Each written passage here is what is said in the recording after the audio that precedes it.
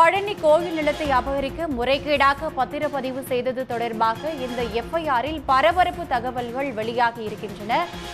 100 கோடி கோயில் நிலத்தை அபகரிக்கும் நோக்கத்துடன் முறைகேடாக பத்திரப்பதிவு நடைபெற்றிருக்கிறது என எஃப்ஐஆர் பதிவு செய்யப்பட்டிருக்கும் நிலையில் இந்த எஃப்ஐஆரில் பரபரப்பு தகவல்கள் வெளியாகி இருக்கின்றன. கோவில் நிலத்தை அபகரிப்பதற்காக பல்வேறு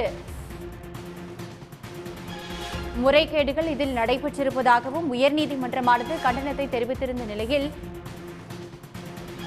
4 பேர் மீது பழனி போலீசார் எஃப்ஐஆர் பதிவு செய்திருக்கிறார்கள். இதுகுறித்து மேலும் விவரங்களை பதிவு செய்ய காத்திருக்கிறார் செய்தியாளர் ஈஸ்வரன். ஈஸ்வரன், விவரம் என்ன?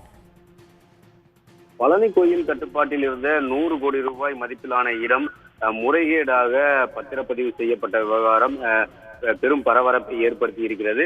அது பழனிமலை அடிவாரத்தில் தண்டபாணி சுவாமிகள் அறக்கட்டளைக்கு சொந்தமான 1.40 ஏக்கர் இடம் இருந்து வந்தது. இந்த அறக்கட்டளைக்கு சொந்தமான இடத்தை பழனி கோயில் இணை ஆணையர் சர்க்காராக நியமிக்கப்பட்டு பராமரித்து வந்தார். தற்போது அந்த இடத்திலும் பக்தர்கள் பள்ளிக்கு வரக்கூடிய பக்தர்கள் கார்களை நிறுத்தி வைத்து செல்லக்கூடிய இடமாக தற்போது பயன்படுத்தி வருகின்றனர். இந்த நிலையில் இந்த பழனி கோயில் கட்டுப்பாட்டில் இருக்கக்கூடிய இந்த இடத்தை கடந்த 6ஆம் தேதி 2 நபர்கள் பெயரில் பத்திரப்பதிவானது இந்த பழனி பத்திரப்பதிவு அலுவலகத்தில் நடைபெற்றிருக்கிறது. விழுப்புரத்தைச் சேர்ந்த முருகதாஸ் சுவாமிகள் என்பவர் பழனி அருகே இருக்கக்கூடிய TKN புதூர் கிராமத்தைச் சேர்ந்த சேதுபதி மற்றும் மணத்துக்குளம் அருகே இருக்கக்கூடிய பாப்பன்குளம் கிராமத்தைச் சேர்ந்த வெள்ளத்துறை ஆகிய நபர்களுக்கு 2 கோடி ரூபாய்க்கு பத்திரப்பதிவை செய்து கொடுத்திருக்கிறார். இந்த தகவல் அறிந்து பழனி கோயில் நிர்வாகம் இந்த பத்திரப்பதிவை நிறுத்தி வைக்க கூறி மனு அளித்திருக்கிறது. அதனை மீறியே இங்கே பழனி பத்திரப்பதிவு அலுவலகத்தில் இருந்த சார் பதிவாளர் ஜஸ்டின் மணிகண்டன் என்பவர் இந்த பத்திரப்பதிவை நடத்தியிருக்கிறார். இந்த முறைகேடு வெளிச்சத்திற்கு வந்ததை அடுத்து பத்திரப்பதிவுத்துறை சார்பில் அந்த சார் பதிவாளர் ஜஸ்டின் மணிகண்டன் தற்போது பணியிடை நீக்கம் செய்யப்பட்டிருக்கிறார். இந்த முறைகேடான பத்திரப்பதிவு நடைபெற்றதை அடுத்து பழனி கோயில் இணை ஆணையர் சார்பில் பழனி அடிவாரம் காவல் நிலையத்தில் புகார் மனு அளிக்கப்பட்டிருக்கிறது. தங்கள் கட்டுப்பாட்டில் இருந்த இடத்தை தங்களுக்கு தெரியாமல் பத்திரப்பதிவு செய்ததாக பத்திரப்பதிவு செய்து கொடுத்த முருகதாஸ் சுவாமிகள் மற்றும் பத்திரப்பதிவை செய்த சார் பதிவாளர் ஜஸ்டின் மணிகண்டன் மற்றும் அந்த இடத்தை வாங்கியதாக கூறப்படும் சேதுபதி, வெள்ளத்துறை ஆகிய 4 பேர் மீது 5 பிரிவுகளின் கீழ் வழக்கு தற்போது பதிவு செய்யப்பட்டிருக்கிறது. வழக்கு பதிவு செய்யப்பட்டதை அறிந்து இந்த 4 பேருமே தற்போது தலைமறைவாகிய நிலையில் போலீசார் அவர்களை தீவிரமாக தேடி வருகின்றனர்.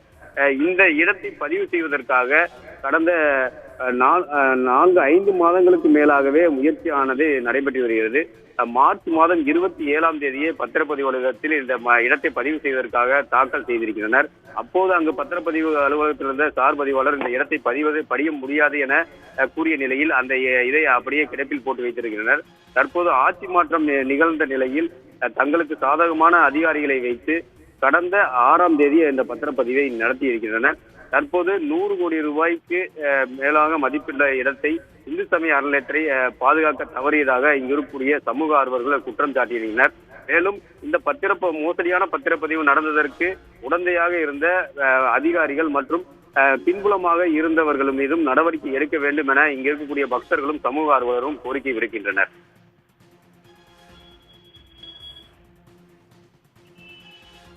ஈஸ்வரன், உங்கள் கூடுதல் தகவல்களுக்கு நன்றி. பழனி தண்டாயுதபாணி சுவாமி கோவிலுக்கு சொந்தமான கிட்டத்தட்ட 100 கோடி ரூபா மதிப்பிலான சொத்து இங்கே பழனியில் முறைகேடு நடந்திருக்கு.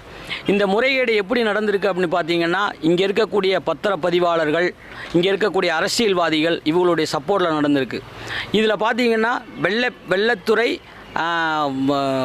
இன்னொருவர் சேதுபதி, இந்த இருவர் இந்த சொத்தை விலைக்கு வாங்கியிருக்காங்க.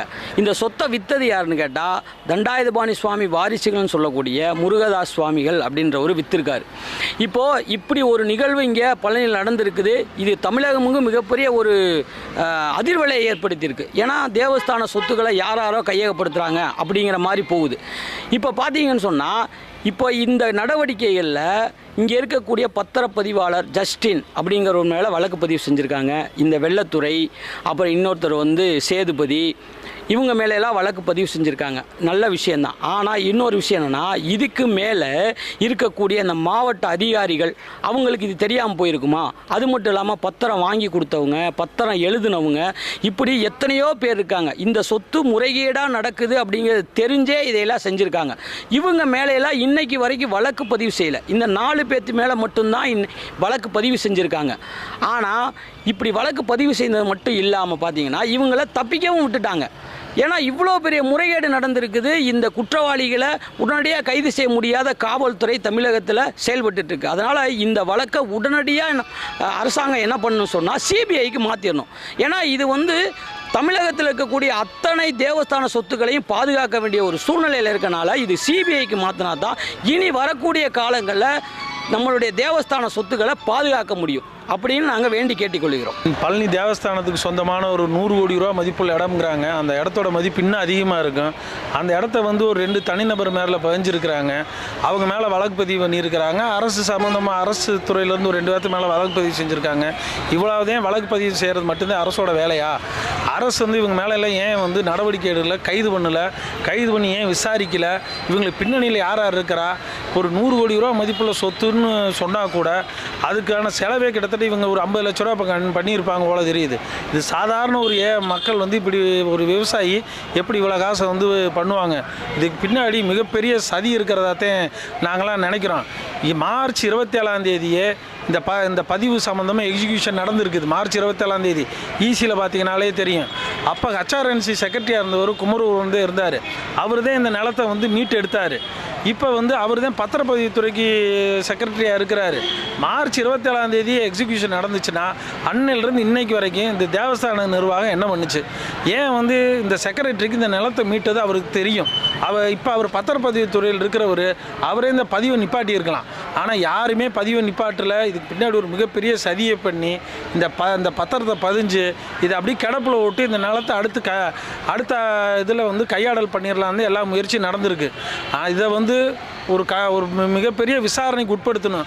அமைச்சர் நாங்கள் அப்படி செய்யலை, இப்படி பண்ணலைன்னு அமைச்சர் சொல்கிறதோ இல்லை வேறு தனிநபர் சொல்கிறதோ இதெல்லாம் ஏற்றுக்கவே முடியாது. இதை பணியில் இருக்கக்கூடிய ஒரு நீதிபதி தலைமையில் இது ஒரு விசாரணை நடத்தி இதுக்கு பின்னணியில் இருக்கக்கூடிய எல்லாத்தையுமே கைது பண்ணணும். இந்த தப்பு மறுபடியும் நடக்காமல் இருக்கணும். பழனி மலைக்கு சொந்தமான பல கோடி ரூபா மதிப்புள்ள பல ஆயிரக்கணக்கான கோடி மதிப்புள்ள சொத்துக்கள் பழனி சுற்றியுமே இருக்குது. இந்த நிலத்தெல்லாம் மீட்கிறப்ப இந்த மாதிரியான தவறுகள் நடக்கக்கூடாது இனிமேல். அது மாதிரி இவங்க அரசு ஒரு கடுமையான நடவடிக்கை எடுத்து அரசு நாங்கள் உண்மையாக இருக்கிறோம், எங்கள் மேலே தப்பு எதுவும் இல்லை, நாங்கள் ஊழலுக்கு எதிரான தூய சக்தி தான் அப்படின்னு சொல்லி நிரூபிக்கணும் இந்த விஷயத்தில் கேட்டுக்கிறாங்க. உடனுக்குடன் செய்திகளை தெரிந்து கொள்ள சன் நியூஸ் பெல் ஐகானை கிளிக் பண்ணுங்க.